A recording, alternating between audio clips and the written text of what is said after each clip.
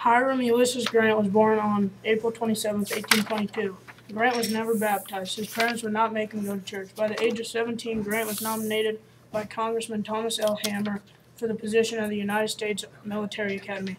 When the Civil War began in 1861, Grant trained Union volunteer regiments in Illinois. In 1862, as a general, he fought a series of battles and was promoted after forcing the surrender of a large Confederate army and gaining control of Kentucky and most of Tennessee. He then led Union forces to victory in the Battle of Shiloh. In July 1863, after a long, complicated campaign, he defeated 5 uncoordinated Confederate armies and captured Vicksburg, which gave the Union control of the Mississippi River.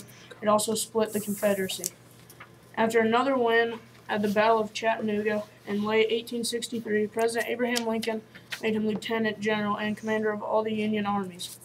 As commanding general of the Army, Grant confronted Robert E. Lee in a series of very high casualty battles in 1864, known as the Overland Campaign, that ended bottling up Lee at Petersburg, outside the Confederate capital of Richmond. During the siege, Grant coordinated a series of devastating campaigns launched by William Tecumseh, Sherman, Phillips, Sheridan, and George Thomas. Finally, in April 1865, they captured Richmond.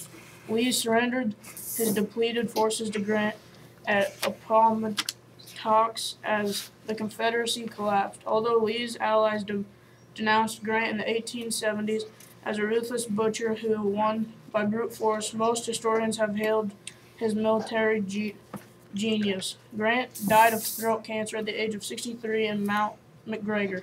Before he became the 18th president of the U.S.